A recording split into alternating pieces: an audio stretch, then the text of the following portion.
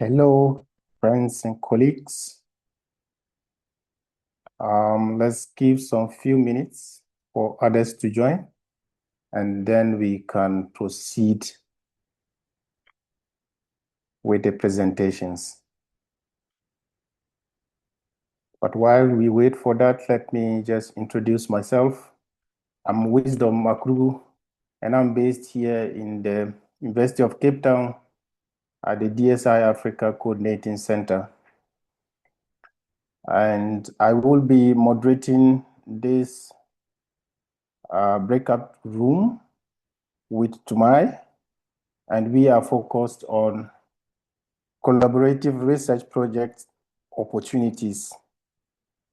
We will have 3 presentations, one from UNESCO Open Science Toolkit, another presentation from the Human Genome Project 2, and the last one will be coming from the Strathmore University. Each of the presenters will have about 12 to 15 minutes, and then followed by questions. So let me take the opportunity to just let my colleague Tumai introduce herself. Tumai, can we hear from you? Yes, thank you very much, Wisdom. Good afternoon, everyone. My name is Tumai Mzorewa. I am the co-chair of the Partnership and Outreach Working Group of the DSI Africa Consortium. I'm also a PhD student at WITS, where I am pursuing a PhD in human genetics. It's very nice to have you all on the call and in this breakout room. We look forward to very interesting discussions. Thank you very much, Wisdom. Over to you. Yes, and we also have Shona Smith, who is our facilitator. Shona, will you want to say a word? Hi, I'm Shona. I'm part of the DSI Coordinating Center. Thank you very much for joining this group. All right, thank you. And once again, welcome to all of you who are in this room. So we just go straight to our first presenter, who is Paul Crowley. I hope I got the name right. Who will be presenting to us on instrument on developing data policies for times of crisis facilitated by Open Science. Please, Paul Francis, please go ahead.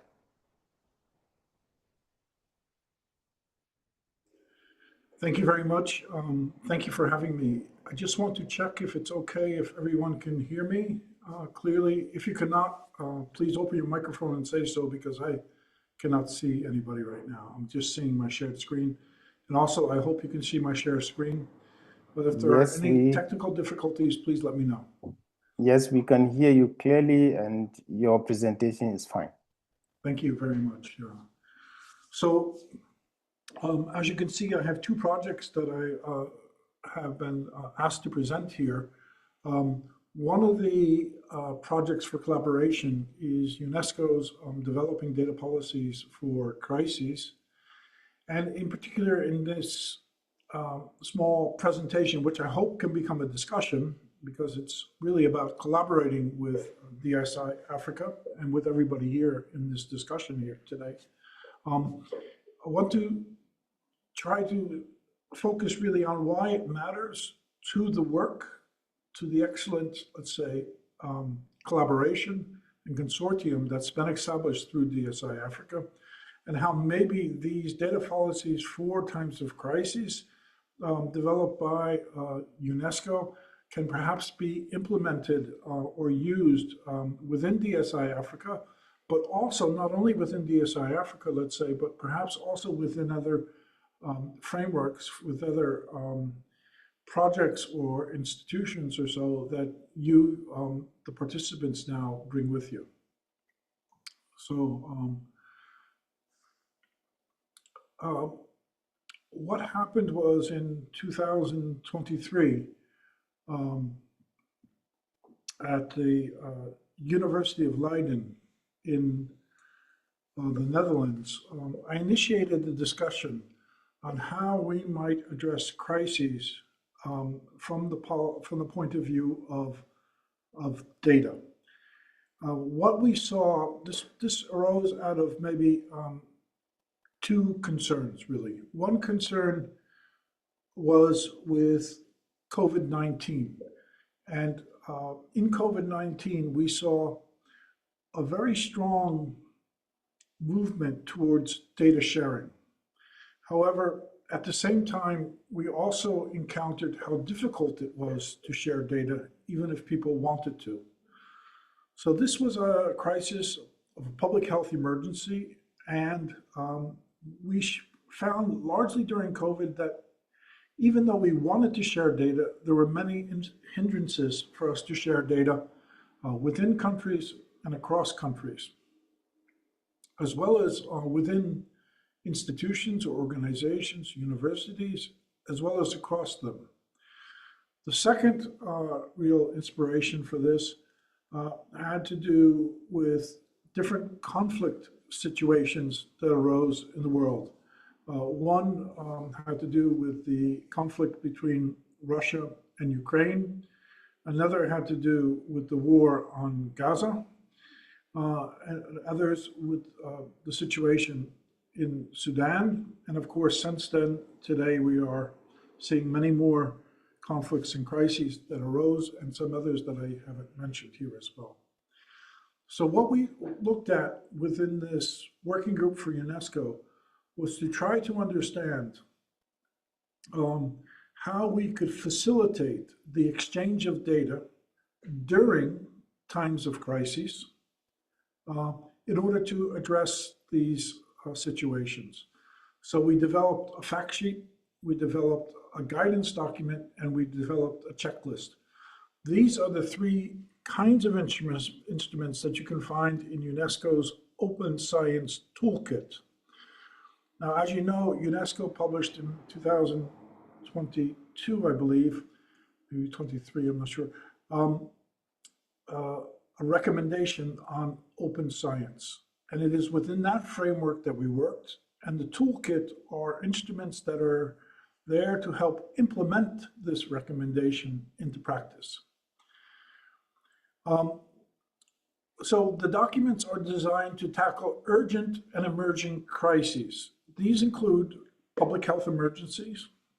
They also include disasters, natural disasters, for example, like earthquakes or hurricanes or floods or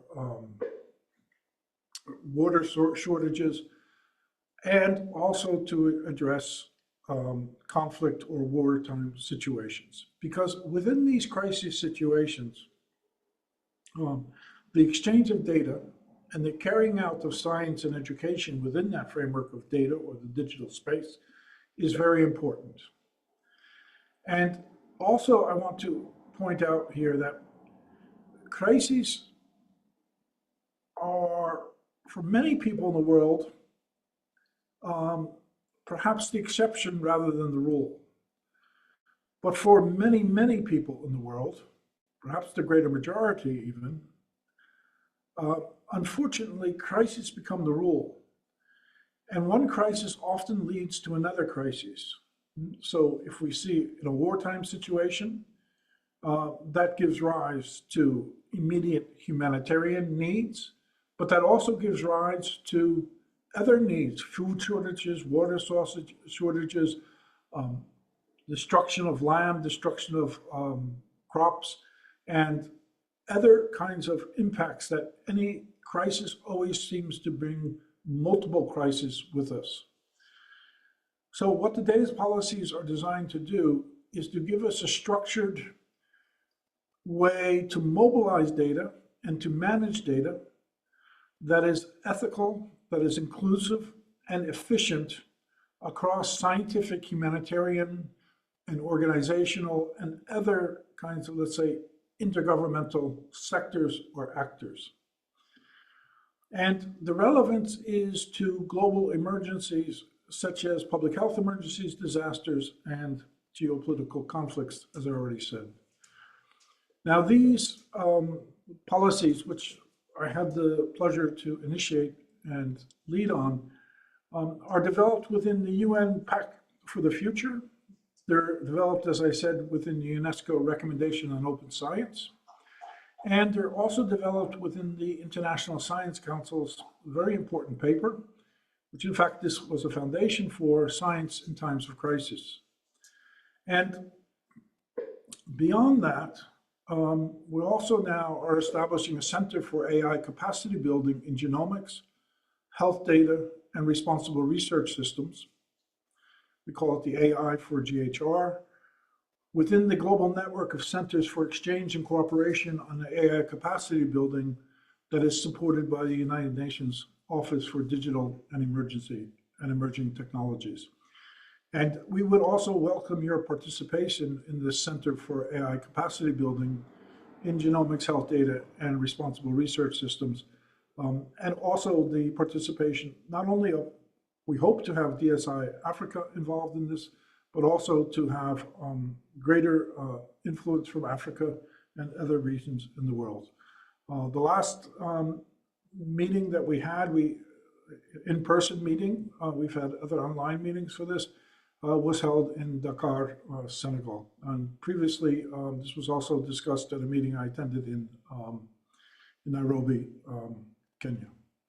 So the UNESCO Open Science Crises Toolkit instruments include, as I said, well, what the aim is here is to move from principles to implementation.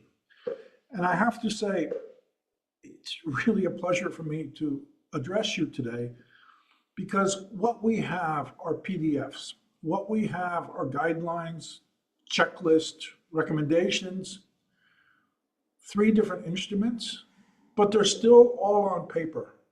And we actually need to get them moved into some pilot projects for the implementation, and particularly in this context, with regard to public health emergencies.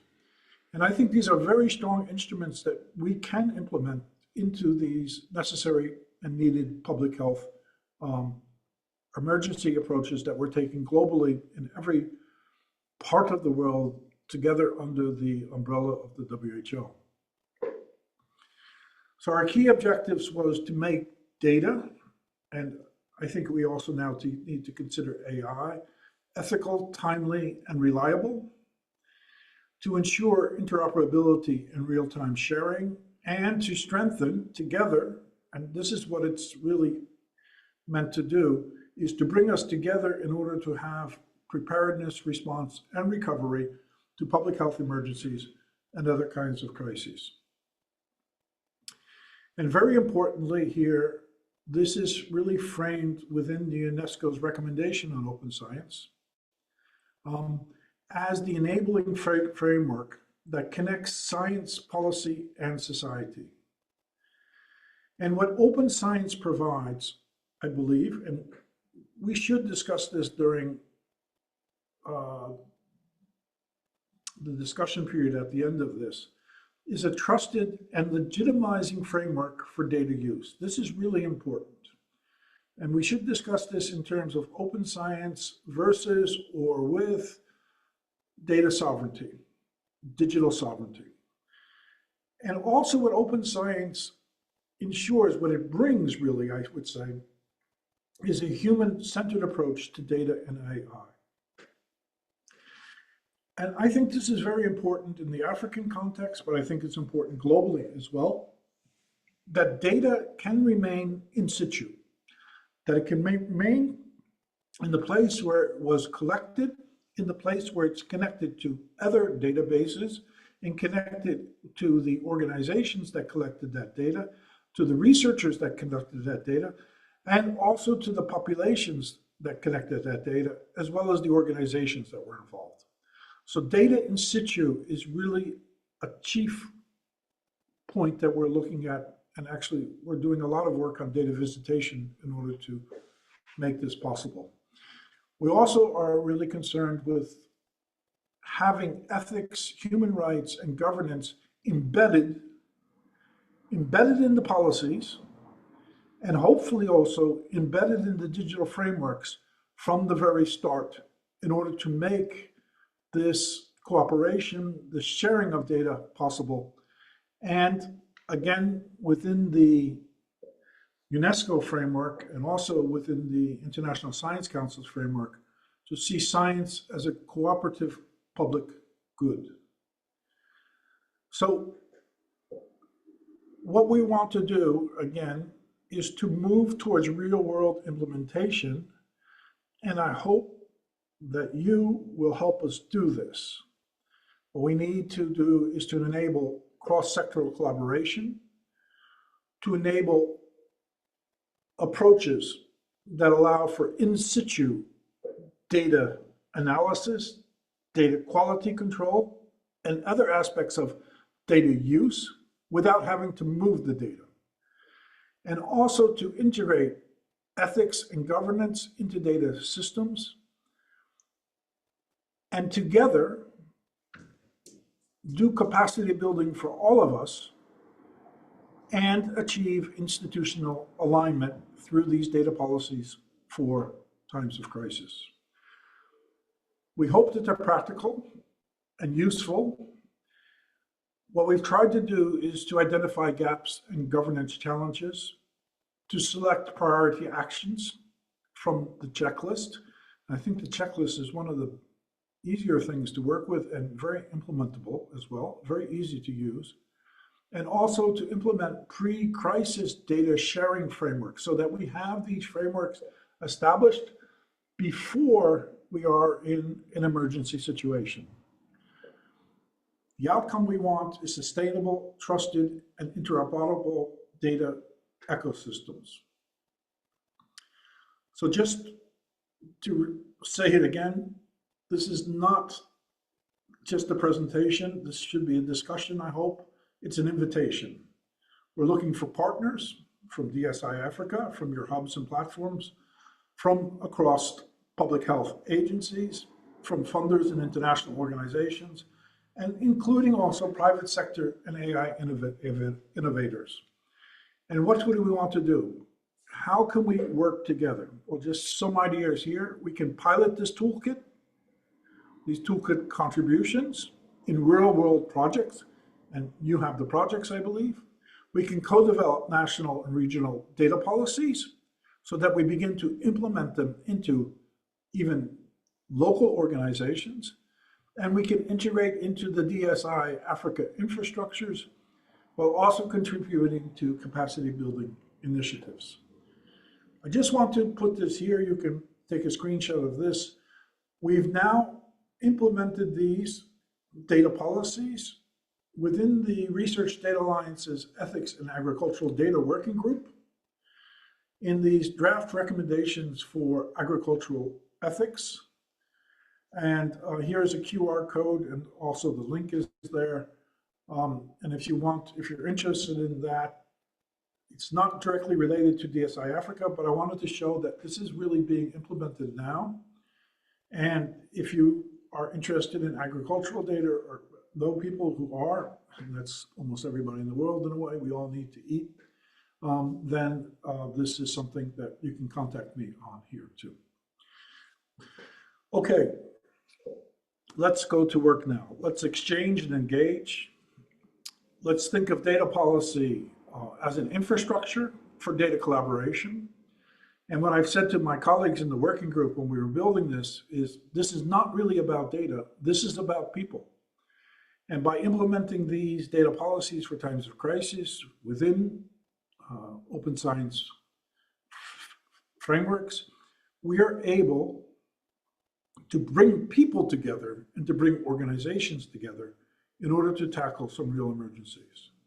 So together, I think we can try to build the future of data science for health in Africa, connected globally, and do so by finding ways together to share governance, to share trust, and to have together a common purpose.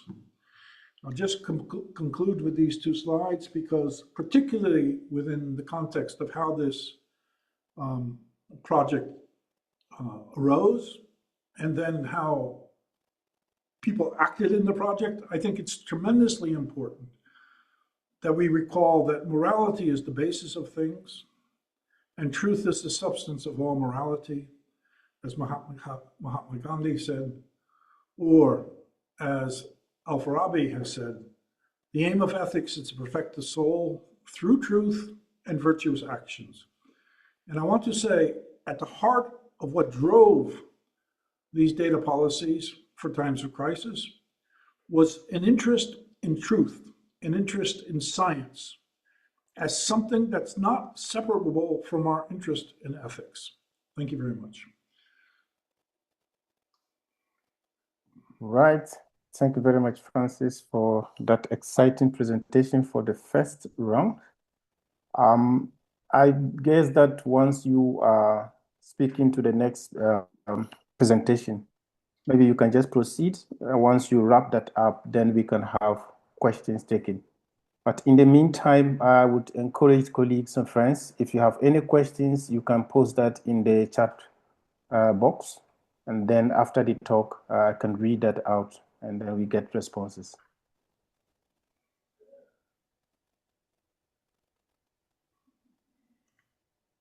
So Francis, you can proceed. Thank you, Wisdom. And I will share my second presentation now, and I will torture you with having to listen to me again for a second presentation here. So this presentation is on the Human Genome Project 2. In this presentation, I want to show you how the real objective of the Human Genome Project 2, or HGP2, is to move from genomic discovery, which is what we had with the original Human Genome Project, to really global health responsibility. And again, to situate this within the work of DSI Africa and how we can connect this together with you here in this discussion, as well as with the greater framework of DSI Africa. Again, this is also framed and developed explicitly within the 2030 Agenda, the Back for the Future, UNESCO's recommendation on open science, and the ISC Science in Times of Crisis.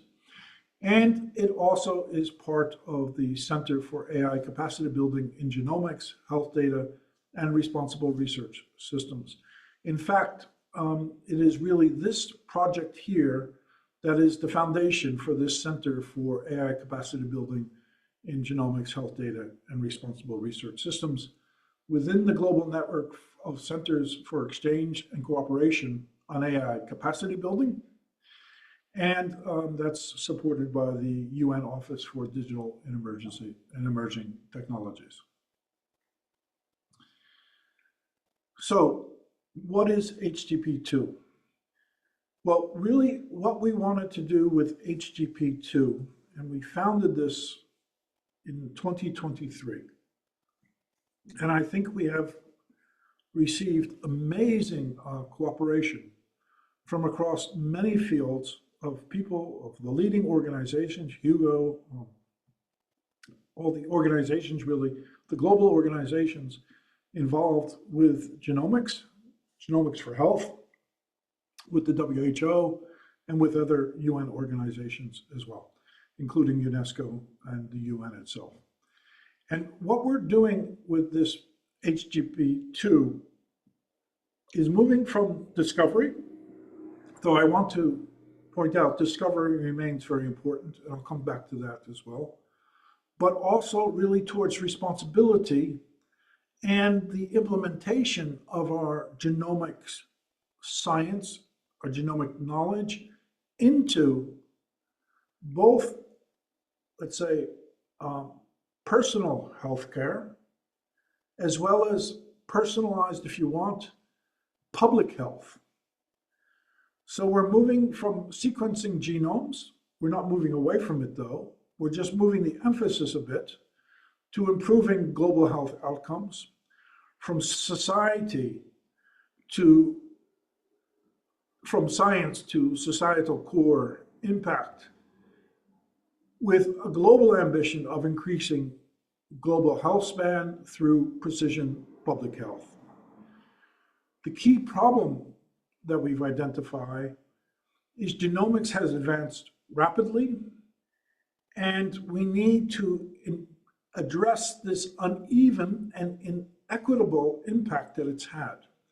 And I think that's why it's particularly important that we're able to speak with the DSI audience today about HTTP2 as a global response to translate genomics into a public good in health, in individual healthcare, but also in public health as well. So it's a global partnership endorsed now by the UNESCO under the United Nations International Decade of the Sciences for Sustainable Development. It has a specific title there, the Human Genome Project 2, Delivering Precision Public Health for Humanity. And as I said to you before, it's part of the Center AI for Genomics, Health, and Responsible Research Systems. So HGP2 is not, it would be wrong to see it as just a project, I think.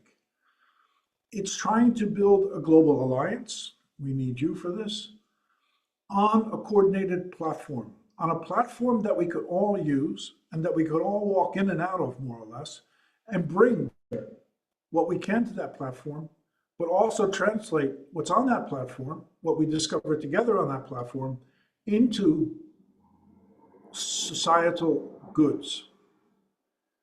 So the core components we have is data generation at global scale, clinical translation into health systems, and governance through LC frameworks, as well as capacity building, again, and infrastructure.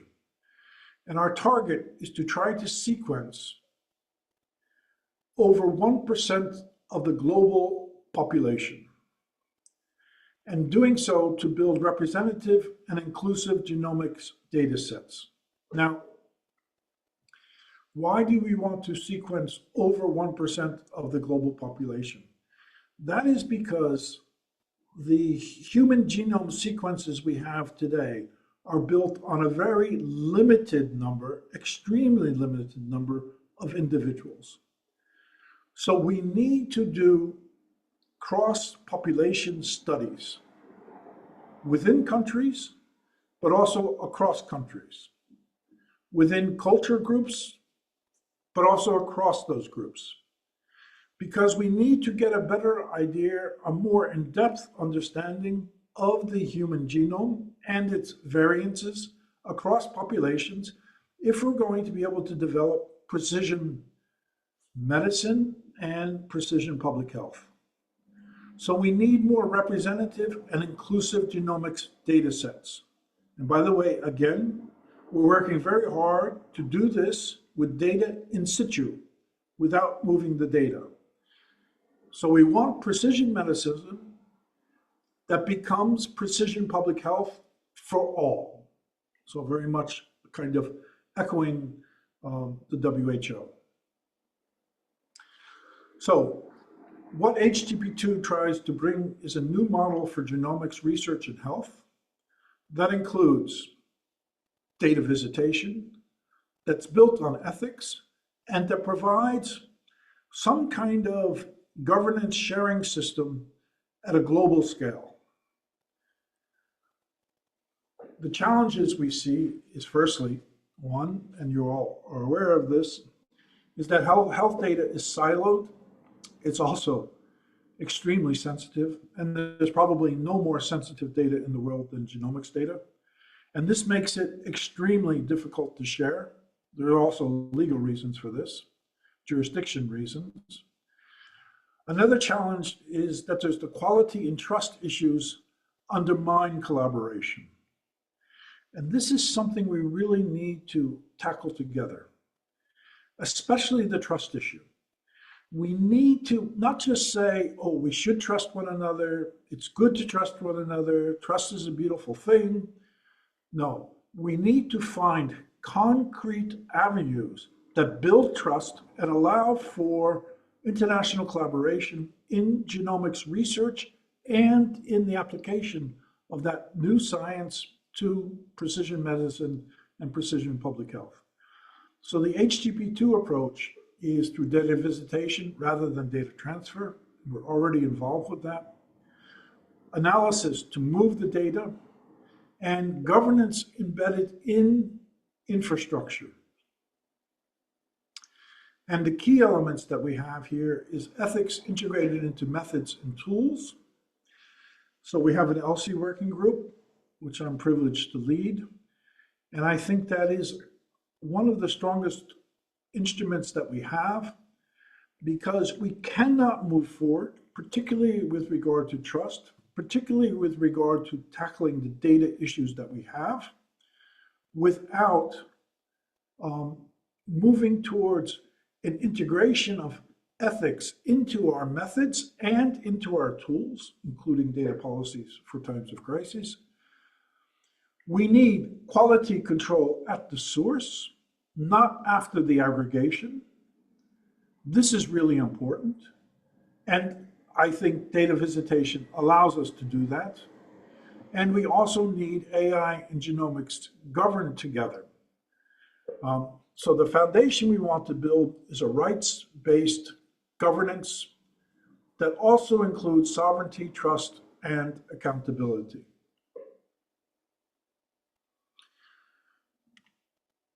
So, moving forward, we want to put ethics at the heart of genomics and health, and to use HTTP2 ELSI's framework as the operational framework.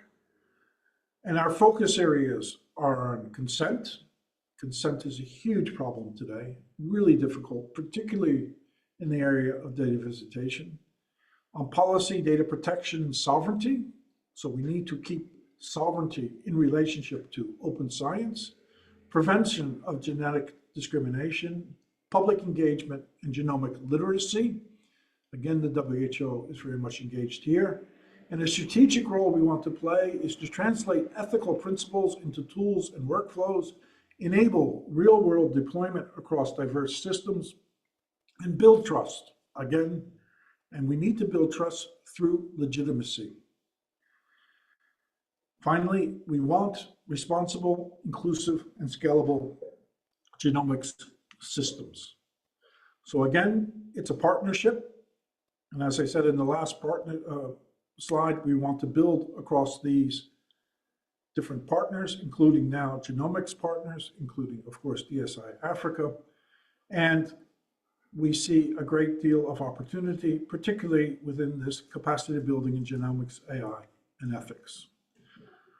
So once again, let's get back to talking, not to just listening to me. HTTP2 is a huge opportunity. We have to take it. It's there to build a global, ethical, and inclusive genomics future, and to deliver precision medicine and public health for humanity. And I'll stress again, Gandhi, and I'll stress again, Al-Farabi. Thank you very much for listening. Right, thanks very much, Francis, for the two talks. At this moment, I would invite friends, colleagues who have questions, and I can see from the chat, it's a question from Leslie regarding how do you engage governments and policy makers? And then commented that the UN is in a position to bring all of us together.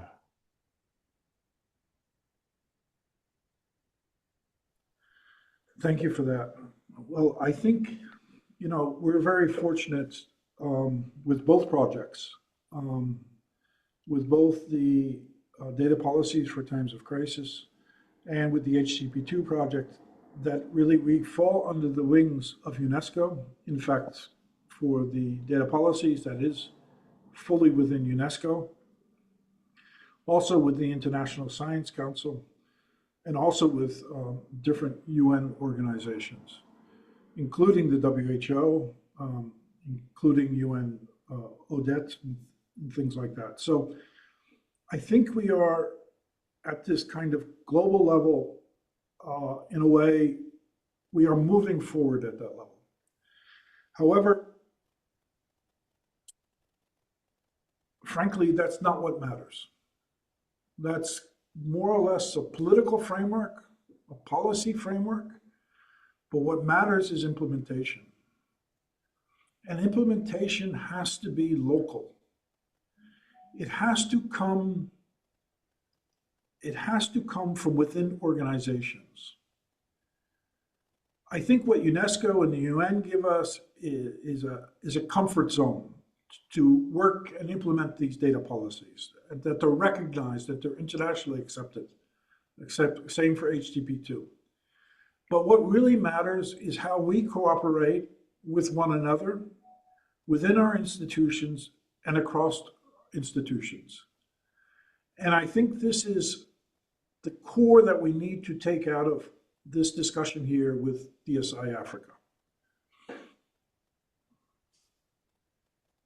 Thanks very much. So we have another question from Rukaya. Thanks, Francis, for these inspiring presentations. A key concept that you highlighted is data visitation rather than data transfer. How do you plan to engage countries with limited resources through this concept? Well, thank you, Royuka. Dr. Diallo, I actually think this is the cheapest way to go. In fact, probably extremely cost effective. Because what we're doing is we're moving code to data rather than data to code. So normally when we want to do an analysis, let's say, of different genomic data sets or different, let's say, COVID-19 data sets, what we tried to do very hard was to move that data, the different data sets, into one big pile for the collaboration, for the analysis there, for data quality control and so forth there. However, I believe, and I think it's really been shown quite well too, is that moving data is impoverishing data. So data has the highest data has its value in its use. And when you move data, you extract it from all the linkages it has, and you impoverish it to a certain extent.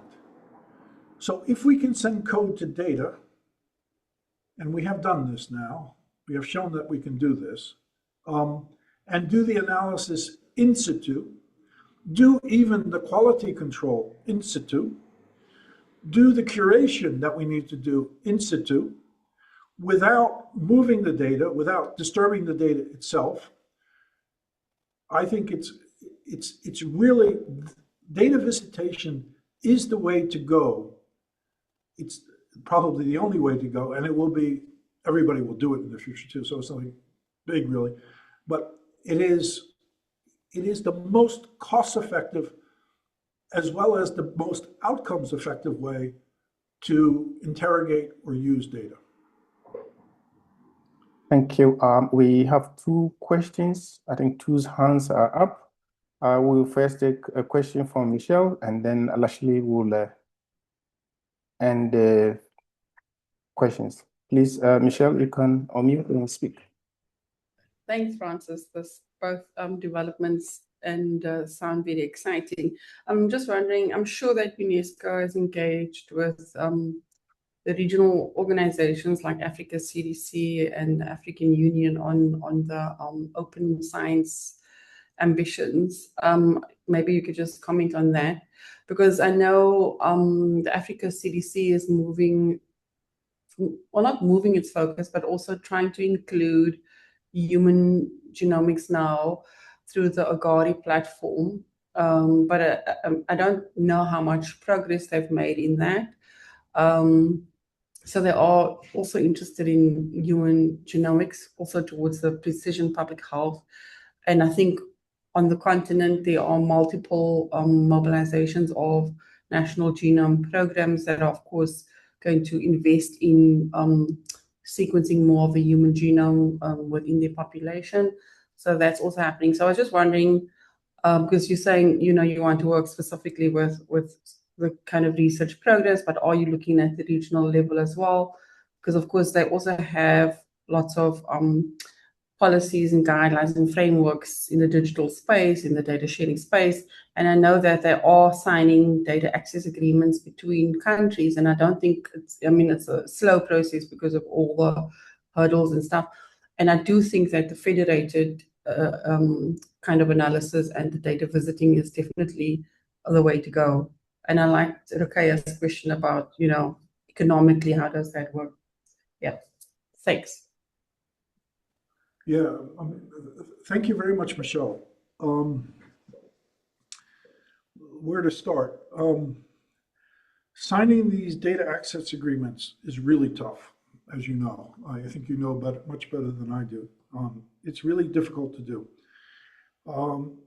I think we need to build both on the UNESCO's data policies for times of crisis, and then those interested specifically in genomics, to also try to work with that platform. And of course, there are several other global platforms that are important too. Yes, I know that the Africa CDC is really coming into its own now, as well as a number of African regulatory agencies, Ghana, Rwanda, South Africa, even Kenya. And so we're seeing some real strength being built on the African continent in this. And also the African Union, I think, is providing good leadership. And I think it's in June, I forget, but I just had 2 sessions accepted for, one on data visitation, I believe, at an African Union meeting in June. I have to go back and see, I forget these things. We're also presenting this in Geneva with a very large UN meeting. I forget what it's called too. I can't remember anything unless it's in front of me. So we are presenting this on different platforms and trying to get involved, and trying to make it possible. I think we need, that's why I think I'm here today, Michelle. I think we need your support. Apologies, support Francis. Others, or perhaps better said, we have to try to find the ways that HCP2 or these UNESCO data policies can support the work that you're doing, really. I think that's really what's more important than you supporting these platforms. But being involved together, I think, is important here. And I put a link into a special collection that, in fact, today we just updated the website on it for human genomics and on pangenomics, which I think is very interesting for everyone here too.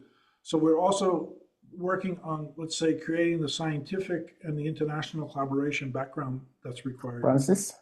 Yes. May I interrupt you a bit? So for the sake of time, maybe we just ask the rest of them to submit their questions via the chat so that we could take the last presentation. I just asked that Ashlo be allowed to speak because he was waiting for time. Sorry. Okay. Ashley? Sorry, Francis. I was just trying to qualify the question I asked on the chat. I lead a research hub on DSI Africa, and we work with national data sets and to help pandemic preparedness, learning from COVID-19.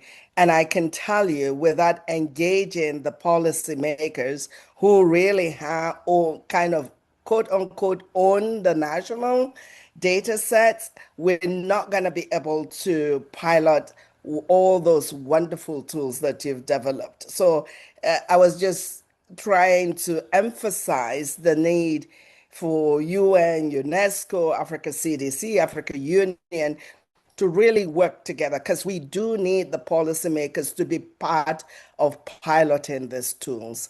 Thank you so much. I have taken your contact and your website. Thank you very much, everyone, for the questions. Yeah, I don't need to please. respond to that. I think the Yeah. point was very well made. Thank you. Okay, thanks, too. So we have our next presenter being Paul Macharia. Please, you can go ahead to present.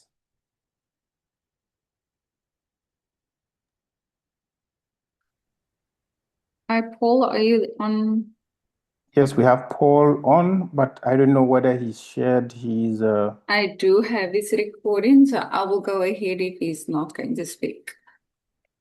Okay, then let's have that, because I haven't heard him. Okay.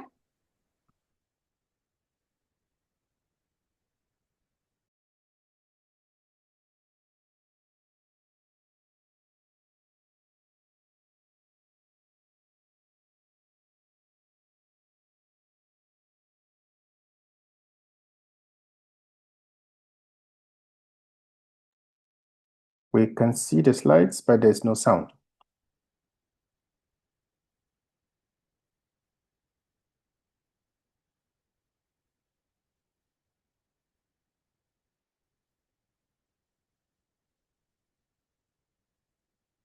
Hello, welcome to our presentation on how to co-design a clinical AI tool for frontline healthcare providers in a primary healthcare context. Thinking about the health needs that exist in our context, It's a bit faint. noted that 25% of all global burden in children is in resource-limited Yes, that's better. settings like Africa. Mental health is also truly becoming a health burden in our context. Systems seem not to work right. And specifically, when you think about AI, AI has been trained using high-income context. That means then that a general LLM truly doesn't talk to the context of healthcare in a resource-constrained setting like Africa. And if we are going to use such tools in this context, then something needs to be done. And healthcare guidelines, protocols, etc. need to be aligned or at least used to contextualize the large language model for its use case in a selected context. That's what we attempted to do. So we went to 3 counties in Kenya, Migori, Nairobi, and Kajiado, and looked at how we could, one, understand the use case of adolescent and child health in these settings, urban, peri-urban, and rural settings, but also appreciate knowledge awareness practices and ethical concerns of healthcare professionals. And when you look at the chart on the screen, it represents the diverse populations that we targeted: nurses, doctors, midwives, community health promoters, and clinical officers. They had a median age of about 38 years with about 10 years of work experience. In terms of their knowledge, awareness, and concerns, they were truly concerned about patient confidentiality, data security, and transparency, what we call explainable AI. When you get this answer, when you prompt an AI model, what's the rationale of the answer? Is it based on guideline X, policy Y, protocol Z? That was some of the concerns that they had, but they also had some desired use cases of AI in their context. One was, how could a large language model be used to support healthcare in terms of providing patient interaction and also as a clinical decision support tool? And for that to happen, then any digital health tool like the large language model we are talking about needs to really be rigorously tested and aligned to the context of its use case. So the human in the loop perspective comes in. This was part of the rigorous process that we went through to contextualize and align our model. So healthcare professionals in primary healthcare, that's in the Kenyan context, is a dispensary, a health center, and maybe a county Referral Hospital, in the context of the study that we carried out, they were invited to challenge the AI model with adversarial questions on some use cases in practice where they work. And after these questions, experts were invited. Experts are probably a practicing nurse, a practicing clinical officer, and a medical officer, and also other specialist experts to review the questions and see how misaligned or aligned or how context aware the large language model was. And we were working in multiple healthcare needs like HIV, mental health, nutrition, reproductive health, and also diabetes in adolescents and young people. The model that we are attempting to validate and contextualize is called Meditron. Meditron is a large medical language model. Why do we say so? The model was trained using PubMed literature, which is largely medical literature, WHO and Red Cross SOPs and guidelines and policy documents, just to ensure that it was aligned to the use case. And when this was tested, when this model was tested to the Kenyan context in primary healthcare, it performed quite well because on average it had a 4.3 to 4.8 score out of 5. That was in the perspective of guideline alignment. Was it harmful? Was it communicating? Was what was being said or suggested by the model easy to understand? That were the scores that were scored from that validation, contextualization, and alignment. There was some initial perspective, but then after using the model, the post-usage reality was quite eye-opening because, for example, there were major concerns about privacy, but then looking at how the chatbot worked, majority felt that the process was reasonably secure, quite secure. Issues around bias, alignment to guidelines was confirmed by more than 90% of the participants, and then how well it could fit into their use case, their workflow. Over 95% of the participants felt that this was tailored to easily fit into their use case, their clinic where they work. Some validation scores, as you see here, we looked at 3 perspectives. One was around the intent to use regularly the technology. Was it easy to use? And was it meeting the expectations? Was it satisfactory? And as you see on the screen, we used validated tools like the technology acceptance model and the other 2 that are listed on the screen. And the scores were quite high, showing that truly in the usability process of this model, the healthcare professionals found it acceptable or useful for them. And over 95% were willing or would recommend the tool to their colleagues, which is something good to know, because then we know that this is an acceptable, useful tool to the providers. But it's not just about usability. The clinical utility of the technology is important, right? So how well was it providing information that would improve the clinician or the healthcare provider's knowledge? 89% felt that this truly was informative. Was it going to improve their skill? They felt so, as you see in the scores on the screen. And practice was slightly lower because, well, something new takes a while to be accepted and fit in, but that is also a good score. 85.8% of them felt that this could change how they practice, like they'll align it to their workflow and use case. Overall, the Meditron LLM was found to be useful, and that it could even be a tool to provide continuous medical education in the healthcare provider's workplace. Thinking about technology acceptance, we have a bit of scores here that truly demonstrate the process of the code design, because in code design, you're getting feedback and using it iteratively to improve the product. And that's what we did, because after the feedback we got, or at least the feedback the model got, it had some improved utility. Well, it was more aligned, more contextualized to the users that were using this tool.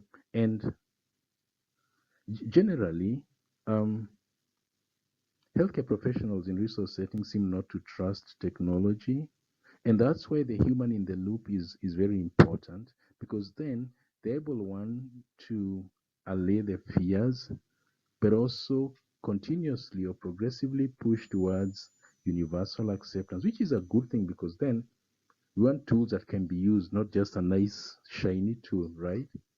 And this is a pathway to co-designing, because most tools don't fail at the technology side, they fail on their usefulness to the person it targets. And regulatory compliance was also a key element, because that's part of how technology should work, could work. The key point is that the technology should both be phased, but also implemented in a phased approach, so that we are continuously monitoring concerns or worries or misalignments and progressively aligning it to the usefulness of the context. For example, in our case, the primary healthcare. And clinical validation is a must. Data privacy is another core pillar of the intervention, and how it works, the performance, and the pathway to scalability. And the foundation for all these, as you see, is frameworks on compliance. So LMICs, resource constraint settings, must continuously look out for how to build frameworks to support AI in healthcare in their context. And it's a pathway, well, it's progressive, as you see. And the key points here are a phased rollout, continuous validation, and also looking out for how the technology integrates to the workflow. And ultimately, the end goal is equity. Let truly the large language model tools improve quality and access to care. I'd like to acknowledge the study participants, the facilities we worked in. The in-charges were very supportive. The county governments of Kajiado, Migori, and Nairobi. The study was funded by the Science for Africa Foundation, and truly also acknowledge all the investigators that were part of this study. Please see below my email address, just in case you want to get in contact with me. Thank you so much for listening. Thank you very much. We just have a few seconds to go back to the main room. Apologies for these time constraints.